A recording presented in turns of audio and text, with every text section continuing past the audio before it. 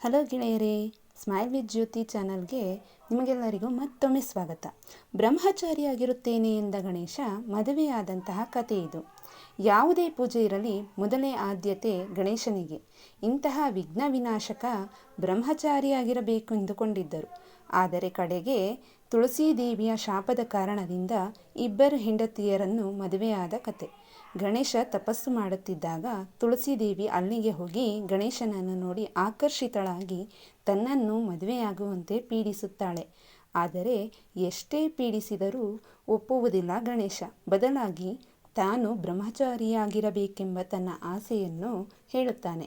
ಇದರಿಂದ ಕೋಪಗೊಂಡ ತುಳಸಿ ಗಣೇಶನಿಗೆ 2 ಮದುವೆಯಾಗುವಂತೆ ಶಾಪ ನೀಡುತ್ತಾಳೆ. ಅದಕ್ಕೆ ಗಣೇಶ ಕೂಡ ಕೋಪಗೊಂಡು ತುಳಸೀದೇವಿಗೆ ಒಬ್ಬ ರಾಕ್ಷಸನನ್ನು ಮದುವೆಯಾಗುವಂತೆ ಶಪಿಸುತ್ತಾನೆ. ಅದೇ ರೀತಿ ತನ್ನ ಪೂಜೆಗೆ ಯಾವುದೇ ಕಾರಣಕ್ಕೂ ತುಳಸಿಯನ್ನು ಬಳಸದಿರುವಂತೆ ಶಪಿಸುತ್ತಾನೆ. ಇದೇ ಕಾರಣಕ್ಕೆ ಗಣೇಶನ ಪೂಜೆಯಲ್ಲಿ ತುಳಸೀದೇವಿಯನ್ನು ಉಪಯೋಗಿಸುವುದಿಲ್ಲ. ಇದೇ ಘಟನೆಯಿಂದ ಕೋಪಗೊಂಡ ಗಣೇಶ ಎಲ್ಲ ಕೆಲಸ ಕಾರ್ಯವನ್ನು ಹಾಳು ಮಾಡುತ್ತಿರುತ್ತಾನೆ. ವಿಘ್ನ ವಿನಾಶಕನ ಈ ವರ್ತನೆಯನ್ನು ಎಲ್ಲ ದೇವತೆಗಳು ಕಂಡು ಅಸಮಾಧಾನಗೊಳ್ಳುತ್ತಾರೆ.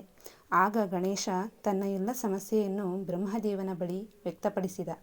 ಆಗ ಬ್ರಹ್ಮದೇವ ಇಬ್ಬರು ಮಾನಸ ಪುತ್ರಿಯರಾದ ಸಿದ್ಧಿ ಮತ್ತು ಬುದ್ಧಿಗೆ ಜೀವ ನೀಡಿದರು. ಈ ಸಿದ್ಧಿ ಮತ್ತು ಬುದ್ಧಿಗೆ ಶಿಕ್ಷಣ ಕಲಿಸುವಂತೆ ಗಣೇಶನಿಗೆ ಮನವಿ ಮಾಡಿದರು. ನಂತರ ಸಿದ್ಧಿ ಮತ್ತು ಬುದ್ಧಿಯನ್ನು ಗಣೇಶ ಮತ್ತು ಸುಬ್ರಹ್ಮಣ್ಯನಿಗೆ ಮದುವೆ ಮಾಡುವಂತೆ ಚರ್ಚೆ ನಡೆಯಿತು.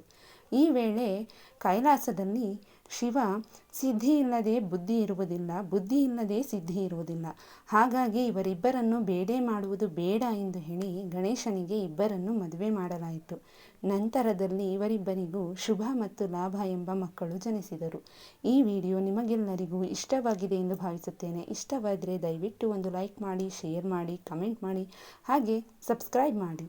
ಮುಂದೆ ಬರುವಂಥ ವಿಡಿಯೋಗಳನ್ನು ನೋಡೋದಕ್ಕೆ ತಪ್ಪದೆ ಬೆಲ್ ಬಟನನ್ನು ಪ್ರೆಸ್ ಮಾಡಿ. Thanks for watching this video. Bye bye. ಮತ್ತೆ ಸಿಗೋಣ ಮುಂದಿನ ವಿಡಿಯೋದಲ್ಲಿ.